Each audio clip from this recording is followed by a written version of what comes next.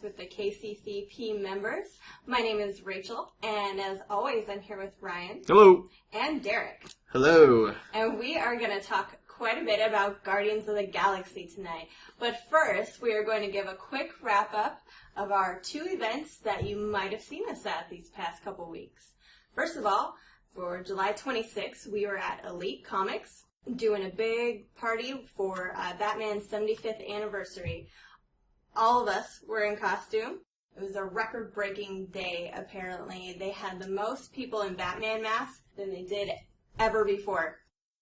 William, the proprietor of Elite Comics, provided everybody with the masks, of course. He provided us with cake to keep us all sustained. He also offered capes, and the benefits of the capes going to the Supergirl Children's Mercy Fund. After the Elite Record Day, we ended up going to JUCO, just right down the street, and having a really fun, kind of spontaneous photo shoot with a few photographers, namely Chris Dorsey, Brian Bartlett, and Russ Matthews. We had Batwing show up, and 2 different Batwomen show up.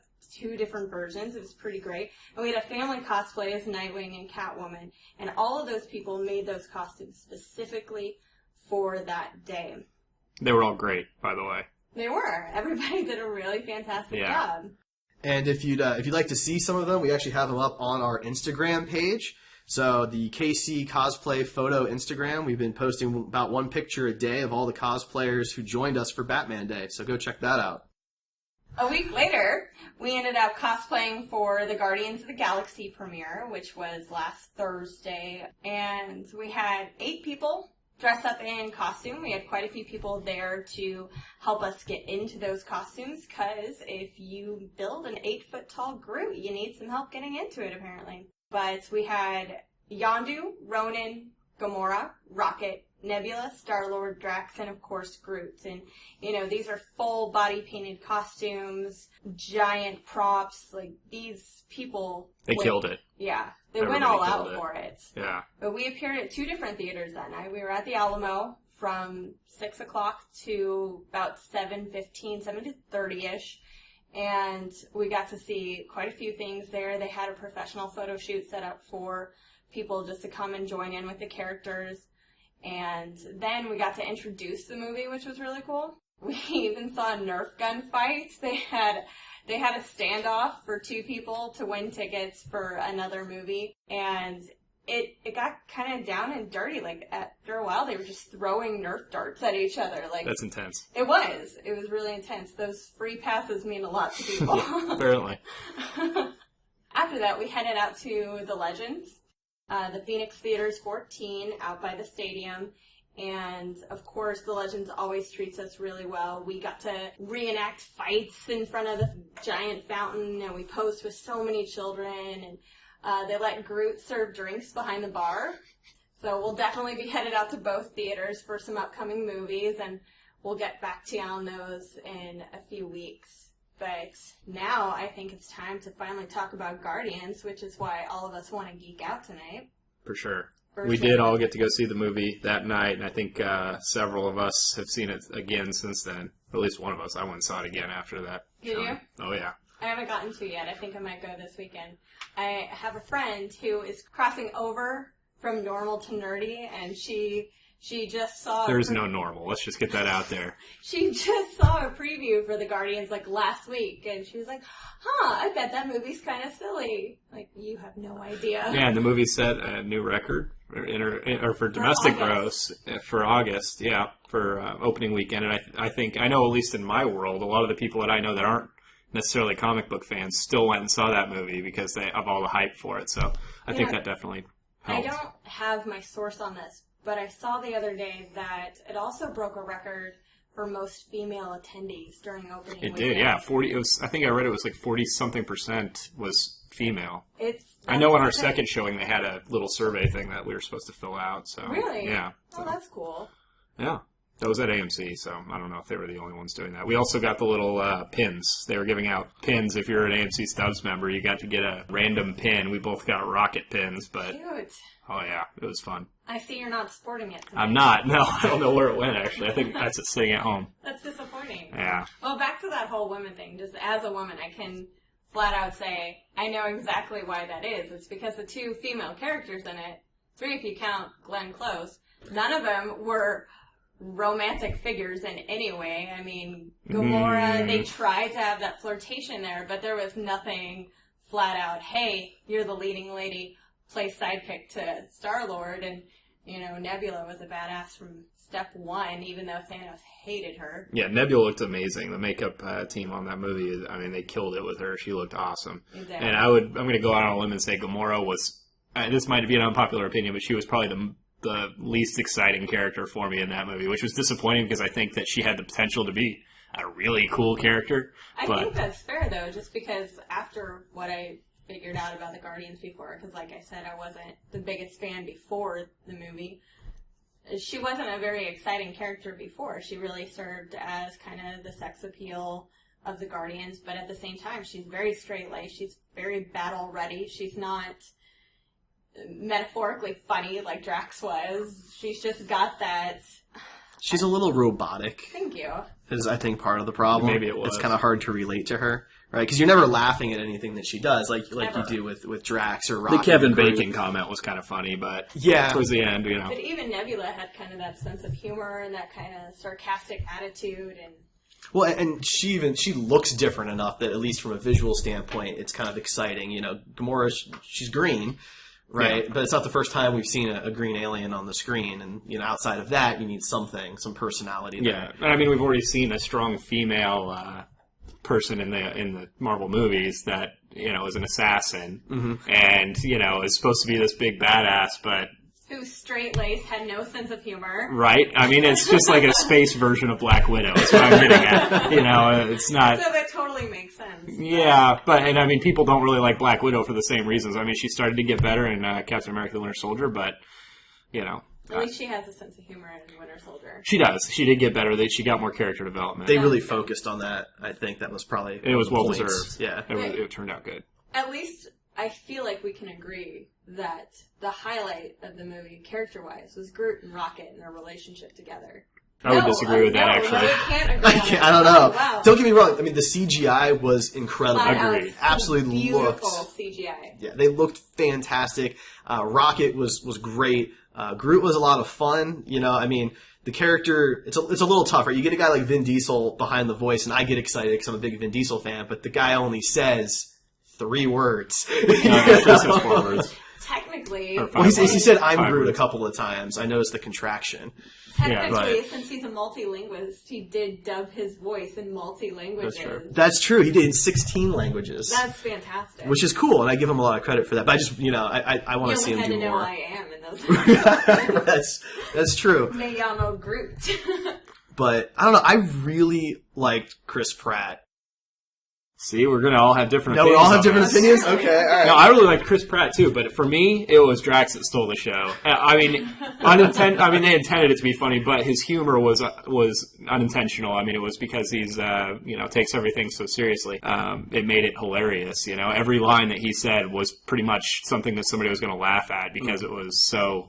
It is taken so literally, and and Dave Bautista or whatever I think that's the guy's name.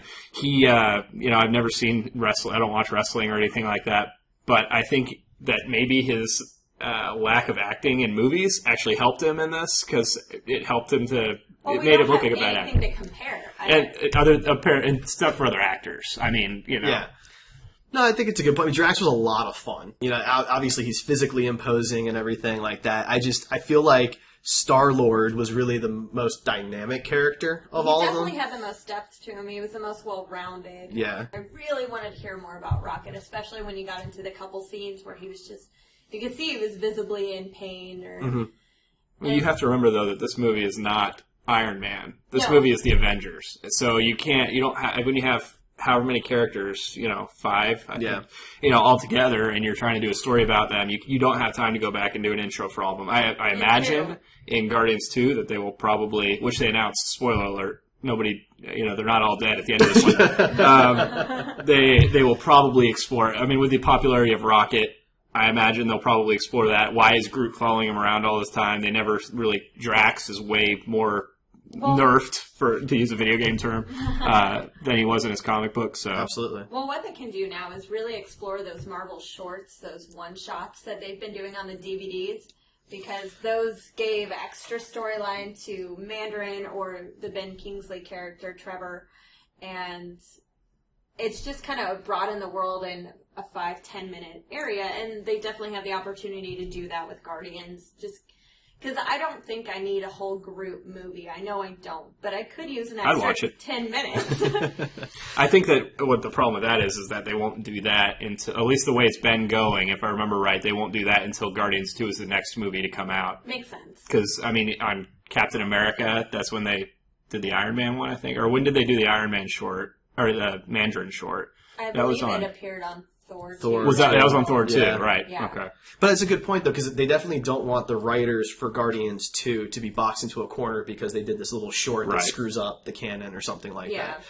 So they do have to be careful of that. But they do have, like, Agent Carter spinoff coming out that's off of the short they did from the Captain America Absolutely. universe. Yeah. And so, I mean, maybe they could spin that off into Rocket and Groot, in some sitcom. They live in the same apartment and have to deal with paying rent. I'd watch that every day. Yeah, I think they'd have to do more of a cartoon style. 'Cause Yeah. It's too I expensive. thought I read somewhere that they're actually going to be coming out with a Guardians of the Galaxy animated show. They are. Yeah, I there think you Oh, go. I missed that. Disney Toon is going Yeah. to do it. Awesome. Yeah, and I think it's going to be in the same universe as Avengers Assemble and Ultimate Spider-Man, since I have those two. So it won't be connected. based in the movie universe. It'll be based in its own. It'll have its own separate storylines, but the whole Right. reason why they connected Ultimate Spider-Man is so that it could be connected to Avengers Assemble. The whole reason they created Avengers Assemble is to reflect the Avengers. Mm-hmm. Cool. Yeah. So definitely about the storyline, I did want to say I'm a little disappointed they got rid of Ronan. I absolutely am a huge fan of Ronan, and it's because of the Kree Skrull War. It's one of the only Marvel Cosmos things that I read, and Ronan plays both sides. He's not just a villain, he's the accuser.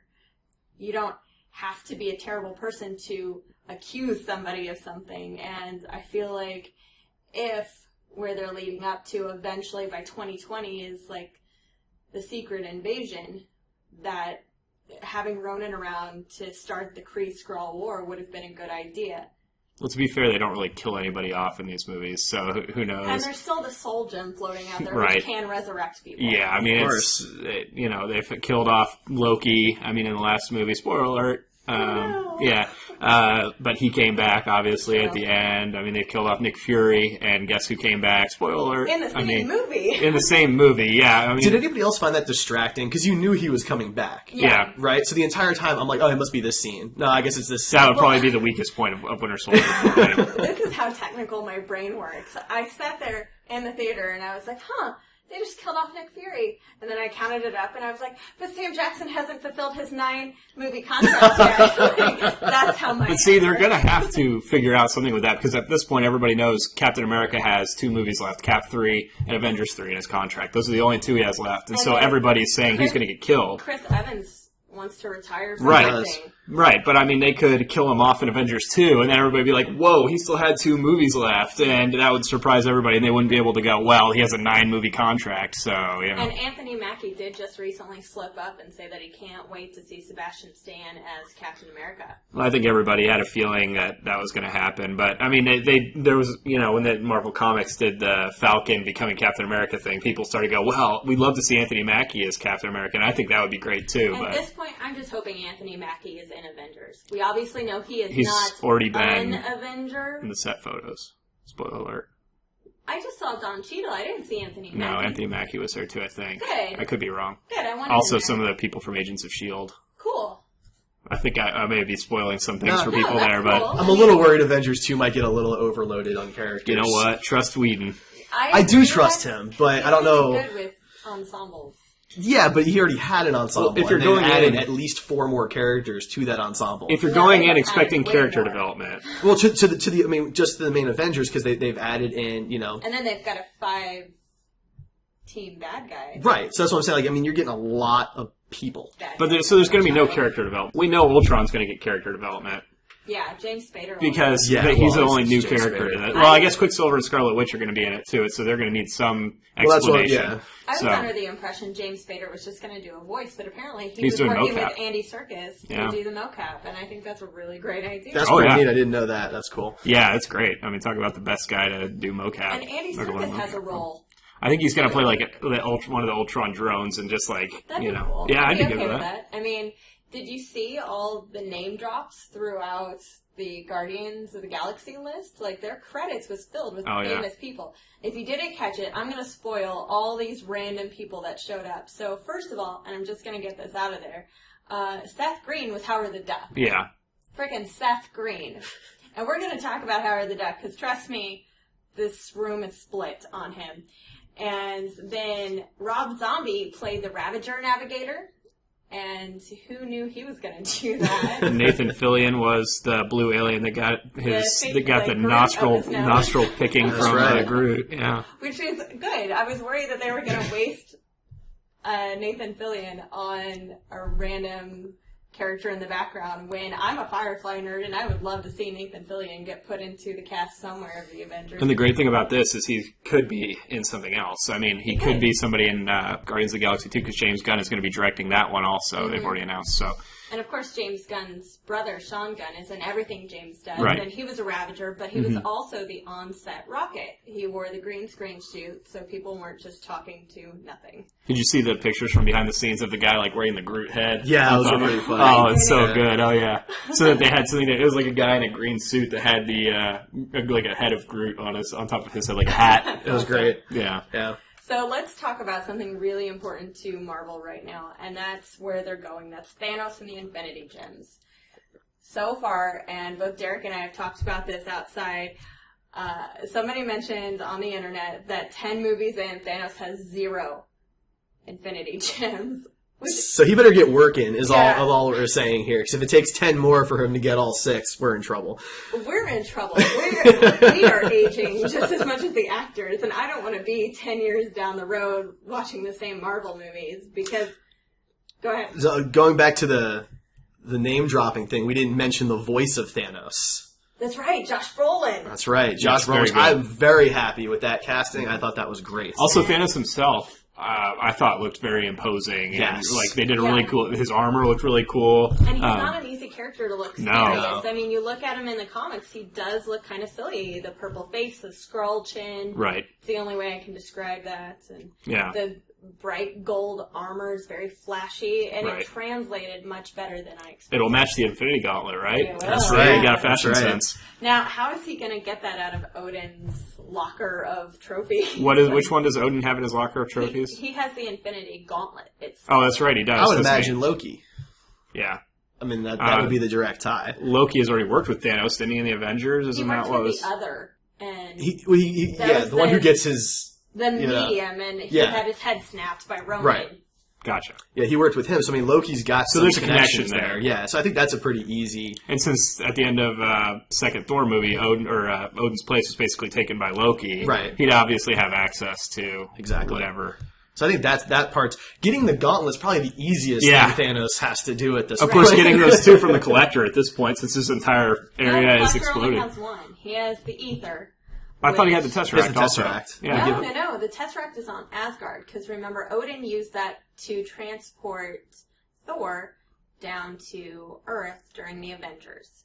But I thought they gave it to him at the end of Thor 2, wasn't it? No, that's the end of Thor 2. They gave him the Ether, and Volstagg says, we didn't think it was wise to have 2 Infinity. Oh, that's true. He does say that. I do remember that. All right. So, we'll look at that. Well, then he'll have easy access to the Aether at this point. So we have the Power Stone in Nova Corps right now, locked away. We have the Ether, which people are suspecting is the Reality Stone, with the Collector.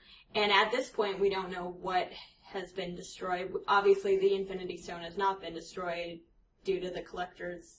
And we think, at least on the internet, people think that the Mind Gem is the one in Loki's staff. Yeah. Which does mean Thanos has easy access to that if Loki's willing to hand it over. Here's the thing, though. Loki doesn't have it. If you saw the Easter egg at the end of Captain, Strucker has it. Yeah. Oh, yeah. Hydra. Yeah. Yeah, I forgot about that. That's right. And it obviously had a part in Scarlet Witch and Quicksilver. Whether it helped create them, quote unquote, or it just helps control them. Either way, Strucker has it. I'm gonna go with control. Well, did you That's see gonna be my That guess. too. Did you see the San Diego Comic-Con panel for Avengers 2? Did you watch that? I read the live blog. yeah. Well, I watched that after the live blog, and they ended up. What's the lady's name that's playing Scarlet Witch? Elizabeth Olsen. Elizabeth Olsen. She started to say that something about now there's mutants in this, But and she she got can't booed. legally So she say said mutants. mutations Yeah. instead. I Maybe assume that they're meant gonna the be mind born gem. with their powers somehow. Right. So here's my thing. There's 2, possibly 3 Infinity Gems unaccounted for. And obviously when you think of Soul Gem, you think of Adam Warlock. But I feel like he's a really obscure character to bring in. Did you catch after the credits? Okay, so Just the dancing Groot? No. Or the, No. the Dancing duck? Groot. no, okay, it's in the Howard the Duck scene, but Okay. I caught this on my second watch through. I just caught Cosmo, and I was like, I wonder if they're going to give him telepathy. Well, it's possible that that's another thing. It's possible that the explosion gave him his powers. That's true. But also, a good getting back excuse. to the Adam Warlock, at the end of Thor 2, in the post-credit sequence, you can see a cocoon in That's there. right. But at the end of Guardians of the Galaxy, you can see that cocoon has been opened after the Okay. explosion. If you look all the way to the left of the screen when you see Howard the Duck, it looks like maybe an Iron Man suit or something along those, some sort of metal-looking suit. I didn't get a chance to look at it then. I didn't get a good look around. I saw that the Slither You're focused thing on was Howard in the there. Duck, of But I course. think that's the No, idea, I right? was actually trying to pay more attention when they brought the orb to him to begin with, because that was a much longer scene, and Yeah. I was really trying to focus there. I saw he had a dark elf, Yep. I saw he had a Chitauri, and I saw that James Gunn snuck in a reference to Slither. Yeah, he had Yeah. those little slither things. By the way, if you haven't seen it, it's a very underrated horror film. If you like camp, you like horror, you'll like Slither. Just give it a shot.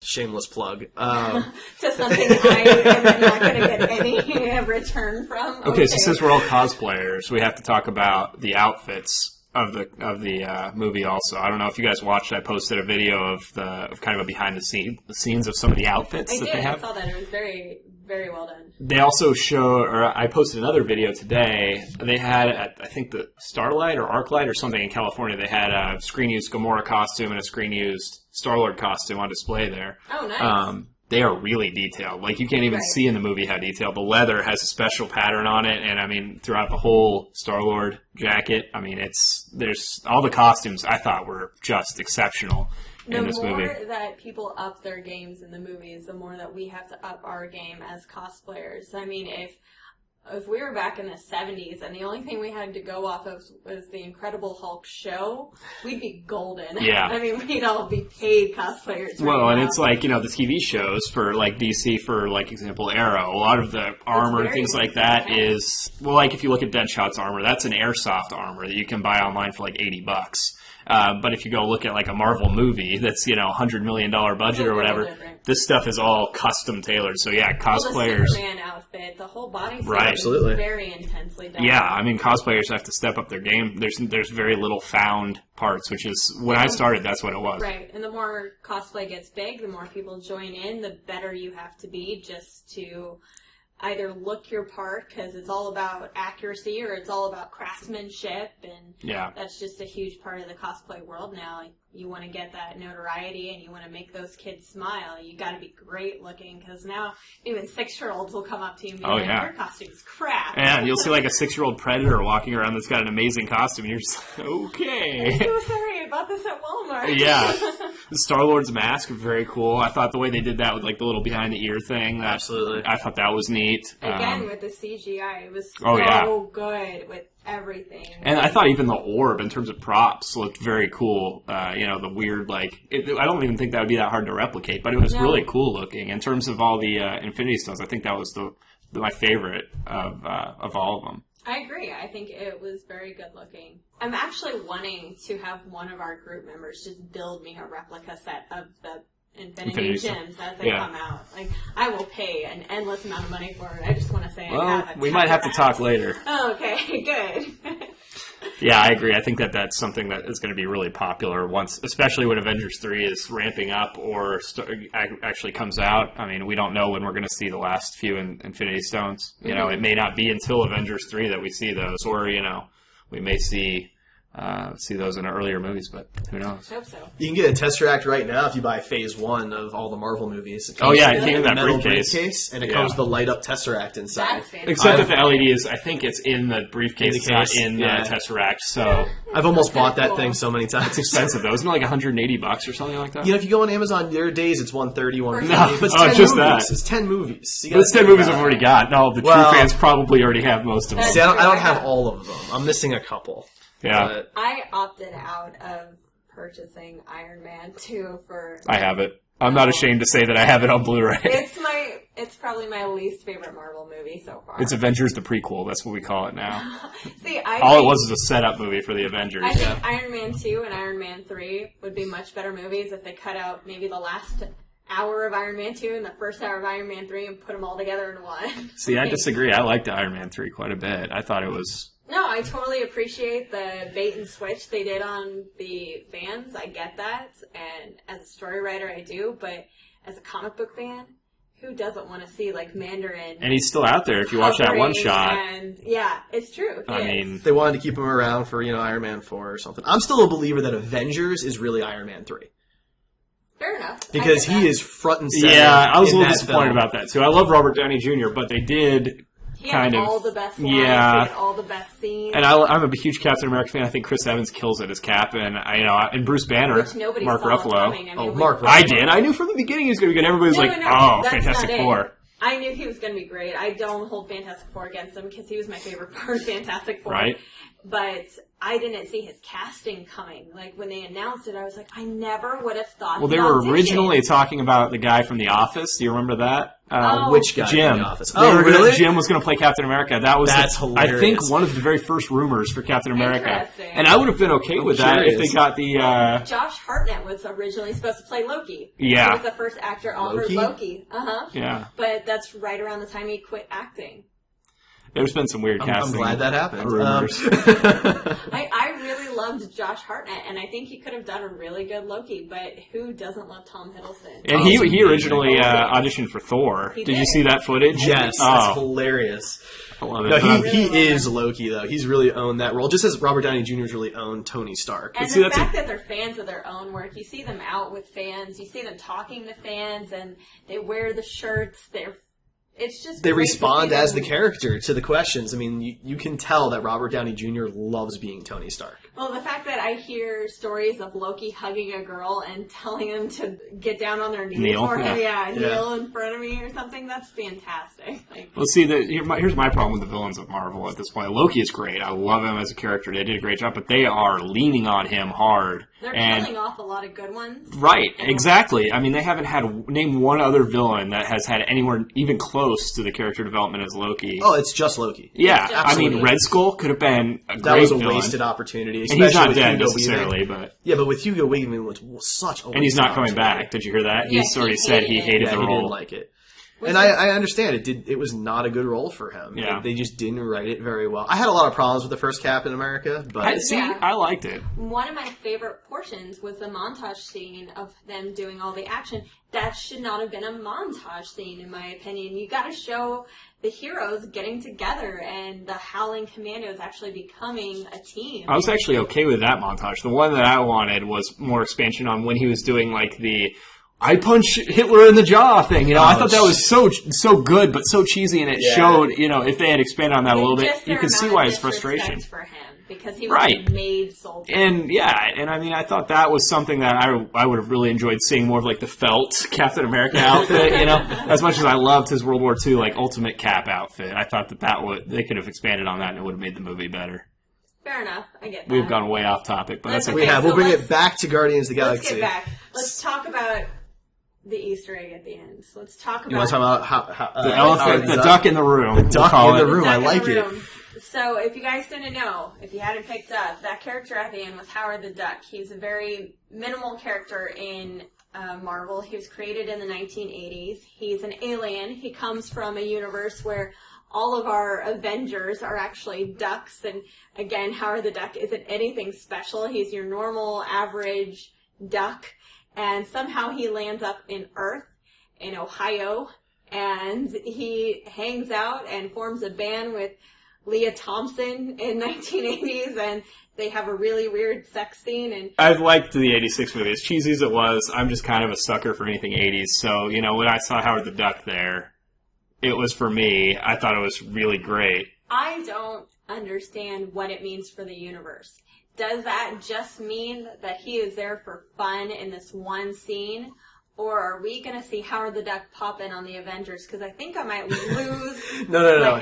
I don't think he's going to be with the Avengers, but I think if enough people talk about the fact that they saw him, they want to relaunch the comic book. They've already been talking about that for a while now, right? I know they're re-releasing like an omnibus in October. Yeah. So, if there's a lot of good buzz from this, there's no reason they won't make a standalone Howard the Duck remake that has nothing to do with Avengers at all, but it's an easy way for them to plug that with the comic books coming out, with the omnibus being released, and with the money to spend on a new film. And in all fairness, the Collector did have Howard the Duck at one point or another in the comics, as far as I am under the impression. Okay, so just to kill this whole conversation, James Gunn has already come out and said that this after credit scene was not a plug for a comic book. It was not a setup for another movie. All it was him having fun with the character. What it does do is it does establish the fact that Howard the Duck, it does exist in the MCU. But movies are money, right? So it might have been a joke. He might have thought to himself, this will be hilarious. But if enough people like it, they will make that movie. You can't tell me that Kevin Feige and Joe Quesada aren't sitting there going, oh my gosh, how do we do this? Well, they can, I don't think, I disagree with Derek. I don't think that they're going to make a Howard the Duck movie no matter how much people talk about it. What I think they're going to do... They'll make a cartoon of it. Maybe. I think that's the furthest they would go. But realistically, what I think is going to happen is if there's just a bunch of people that are like, man, we really want Howard the Duck in it, or if James Gunn is just having a great day and like, you know what, we're going to do this. I think they may put him into Guardians of the Galaxy 2 as, maybe more than just like his tiny little cameo. I think that's the most that they'll do with him. He has nothing to offer the MCU, really.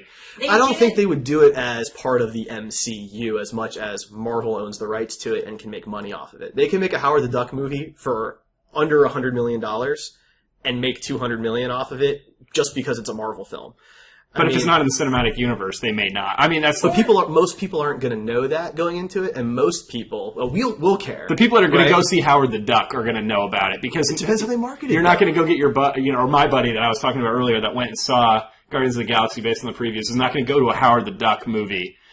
It all comes down to marketing, though. They're not going to want to market it to the comic book nerds because that's not what they've done with the cinematic universe. They're going to market it however they think people will go and see that movie. And maybe it won't do that well over here. Maybe it'll do better internationally like Pacific Rim or something like that. But a lot of crazy ideas get pitched. We're getting Jurassic Park 4, Terminator 5. We're getting a new Conan the Barbarian movie. People apparently want to watch this stuff. But you're saying movies that have an established base. Howard the Duck does not have an established... Terminator, there were some bad Terminator movies.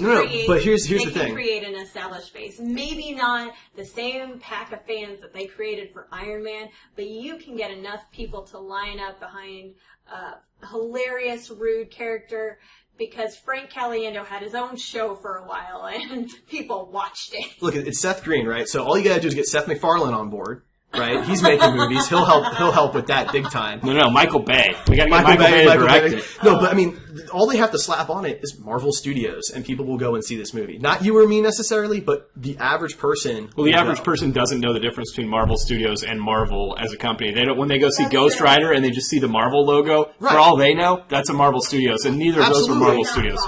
But you look at Michael Bay Transformers. Transformers 2 was horrible, and people still go, and this movie has perpetually gone downhill, and I hear that. And it's making more money. Right. Each movie has made more money. Bigger stars to it for some reason, which is so weird. But it's not the kind of money that Marvel wants. They don't make a movie that's a popcorn, go action flick. I mean, the Avengers was the closest we'll get to that, but even that's that not was what Howard way the Duck more. is. It's just an example of a movie doesn't have to be good for it to make money. But that's in true. all fairness, just to point this out, Howard the Duck could have small pop-ups here and there, even in the most serious of films like Avengers 2. And I say that simply because during the Civil War saga in 2006, they had an entire year and a half dedicated to the Civil War between Captain America and Iron Man. And there was one comic dedicated to Howard the Duck and how he felt about registration. Just throughout that whole thing, Cap died, Thor murdered that poor giant guy. He was a kid. He was part of the Young Avengers, and Thor at that time was a clone, and he murdered him during a battle. It got intense, and they really only broke it up for a couple things. One was Storm and Black Panther's wedding.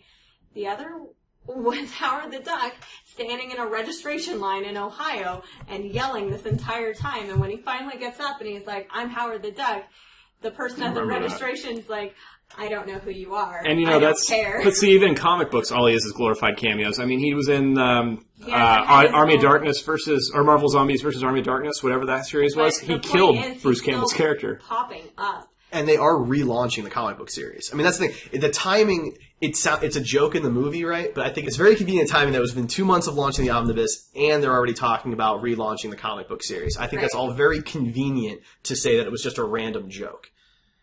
That's all I'm saying. Yeah, and that's fair. But I mean, they're not going to make a Howard the Duck movie because their comics are selling a lot. They don't. No, they're not. And they're not going to make a movie to sell more comic books either. I'm not saying that. What I'm saying Comics is, don't sell a lot. Yeah. no. But what I'm saying is that he's on people's minds within Marvel. Whatever that He's on means. the comic book After people's we minds. got out of the movie, I saw 3 different couples go up to the manager of the Phoenix Theaters and ask, "Who is that character?" They wanted That's not necessarily to because know. they liked them, though. No, that was because they cared.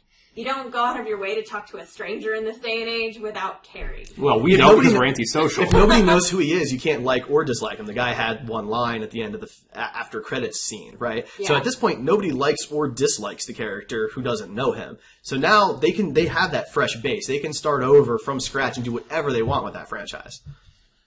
So moving back to Guardians of the Galaxy, one thing I just want to touch on is the origin, basically, of Star-Lord, of Peter Quill. It's different in the movie than in the comic books, for those of you who've read the comic books. And I'm talking about, if you read the more recent Guardians of the Galaxy, you can get the trade paperbacks. I picked up the Cosmic Avengers, which is volume 1. And if you read that, it starts off with the origin of Star-Lord. And it's a lot more kind of violent, intense. So, you find out who Peter Quill's father is from the get-go. He's trying to fix his ship so he can go back, and he ends up leaving while Peter's mother is pregnant, basically. And so he's born, never knows his father, and these aliens show up and shoot down and murder his mother right in front of him. That's intense. Yeah, it's a little intense. A little less heartbreaking than how she went in the movie. Spoiler alert, if you didn't see it, she dies of cancer, and her last dying wish is to touch her son's hand, and he can't do it because he's just so scared and angry and sad. And she hands him that gift, and then she's gone. So it was really just a very touching first 5 minutes of the movie. It was a great way to just pull on your heartstrings from the get-go. Well, it makes you care about Peter as a character, right? Because you realize, he was very connected to his mother, and you learn, again, spoilers, right? Lots of spoilers here. You learn kind of at the end of the movie where the name Star-Lord even came from and why it's important that people call him that throughout the movie and why it's a big deal when finally somebody does, right? Because that was his mom's little nickname for him, right? And that was important to him. But in the comic book, you don't really get that. He's called the Star-Lord because that's the title of who his dad is, right? He's the prince, so he's the Star-Lord. And he doesn't like his dad, so he shouldn't really like that title. That makes sense. Versus in the movie where the title is very important to him. So there's, I like that. From the perspective of a non-comic book fan, my buddy that I've been talking about that went and saw the movie that wasn't a fan necessarily, he said that when the movie started, he thought it was a preview for another movie, because he was not expecting that to be right in the opening of a Marvel movie. And he said that his kids were upset by it. And, I can kind of understand that. But I think that invests you in the character a little bit. Absolutely. And it was definitely needed development. So, thumbs up. Yeah. James Gunn, that was well done, I thought. Absolutely. Took a page out of Up right there. I never saw Up, so I can't. Oh, yeah. Up has a great... No, I'm good, thank you. No, it's fantastic. But yeah, so going back again, the Guardians, we talk about his mother gives him that gift, right? And so we find out at the end of the movie, for those of you who couldn't guess throughout the movie, it's Awesome Mix Volume 2. And so the whole movie, he's listening to Awesome Mix Volume 1. His mom makes him these little mixtapes. 90% of the soundtrack is him listening to those headphones or somebody else listening to the headphones. So it really does have an effect on both the characters as well as the audience. Most soundtracks are ambient noise, only you can hear it, they can't hear it, but it's great that the characters can hear the music too. They're feeling what you're feeling. They are hooked on that same feeling that you are. Nice. Yeah, I did. That was very nice. That was Thank good. you. That was cheesy. Thank you. Yeah, the soundtrack. So there's two options out there for the soundtrack if you're a fan. So you've got the Awesome Mix Volume 1, which is all of the great 70s music, Hooked on a Feeling and Spirit in the Sky, just all that awesome stuff. The Pina Colada song. That's right. You got David Bowie in there and Jackson 5. Just a fantastic mix of 70s music. And then you have the normal soundtrack, the score soundtrack, so to speak, which is also really great for those of you that like score soundtracks. And there's a deluxe version that comes with both. So I have the deluxe version, and I've been listening to it on repeat for I guess it's been out for a week. So, So do you guys think 2 weeks by the time you hear this. You think in the second Guardians movie, the Awesome Mix 2 is going to be more 80s movies or 80s music? Because wasn't he kidnapped in 88 or whatever? That's a good point. So I'm thinking more that we're going to get more like a decade of music that she could have put on there. Yeah, we might get some or bands that made the transition from 70s to 80s, yeah, like the Jacksons and David Bowie. No, I think that's a really good point. I hadn't considered that. I hope that's the case because I'm certainly more of a sucker for 80s music. I do love some 70s, but 80s is where my heart's at. So I hope that James Gunn pulls through for me. Yeah, that's great. I mean, I've had Hooked on a Feeling stuck in my head literally since I saw it used in the first trailer. When we cosplayed at Alamo, Dennis ended up bringing a speaker and we played the soundtrack when we were walking around. It was in Star-Lord's jacket. Awesome. And it was great. He even wore headphones too to make it look like he was listening to it. That's fantastic. It was just that extra little thing that made the event so much better. And I had a couple of friends who thought it was a little kind of weird and not practical that he had a working Walkman 26, 28 years later. And Space does funny things. All I have to say to that is if that's your hang-up for the movie, I think you're okay. Yeah, exactly. Because they wouldn't have technology to make a cassette play in space, but they can fly spaceships all around the world. In all fairness, there are still working Ataris out there, working ColecoVisions. Our technology back in the 80s may have not been supreme, but it is durable. Whedon actually made a funny point. They were asking him recently, how does Guardians affect Avengers? And he's like, well, right now they don't. They're Guardians of a galaxy, not Guardians of this galaxy, so we can still go on like nothing happened. Right. We don't have to recognize that movie at all because nobody in our movie knows those people exist right now. Unless that was an Iron Man suit in the collector's, or an Iron Man helmet in the collector's. But the collector knows about Iron Man. Which is a connection between the two movies, is what I was Sure, and I mean, in the comic books, Tony spends time with the Guardians. He spends some special time with Gamora. Does he? I didn't read that part. Oh, yeah. I do know he spends some time. She leaves disappointed. I'll spoil that. When I that. panel posted, I actually own the She-Hulk comic where it's the exact same situation. Yeah. It plays out the exact same. And I'd be really happy if they did that in the movie, and if they ever do a crossover. I think that'd be great. Although that would reduce Gamora. That's true. What do you do with Pepper? Gwyneth Paltrow and That's true. She wants to get out of it anyway. Together. You know what? I thought she was great though in the first Iron Man movie, and even in Avengers, she was great. I never thought she was a bad actress. Any other thoughts on Guardians of the Galaxy other than everyone should go and see it? It was a fantastic movie. It is in my top 5 Marvel Cinematic Universe. Where in the top 5 do you put it? It's number 4. Number 4. Derreck, where do you put it? Yes. Where do you put it? Well, I'm curious though. I think we should go through this. What is your top 5 then? Let's do a top 5. Okay, my top 5 is Avengers, based on the action and the way that Whedon pulled all the characters together. My second one is Captain America 2: Winter Soldier, because the storyline was absolutely 100% on point. Everything about it, I absolutely loved. I sat through that movie and I was riveted by everybody's character. Number 3 is Iron Man. It's what started it all. It was a solid movie, great, coming out of the gates with your boxing gloves on kind of thing. And number 4 was Guardians of the Galaxy. You want to start a new franchise with obscure characters that nobody's going to know? That's how you do it. And then number 5 was Thor 2, The Dark World. It was much better than Thor. Still not up there. Thor still hasn't seen his day yet with a great movie, but it was an improvement. Everybody's character got ramped up, and there was... The only thing I felt that it lacked was Malekith didn't have his motivation because they cut that part. So what about you, Derek? Top 5. All right, so it's the same movies, but a slightly different order. So I'm gonna Sounds good. Yeah, I'm gonna throw Avengers at number 1. I am. It gets a little bit of a bump though, just because all those characters were already built around it, so they could really do whatever they wanted in that film. So they had some flexibility and they used it, and that's great.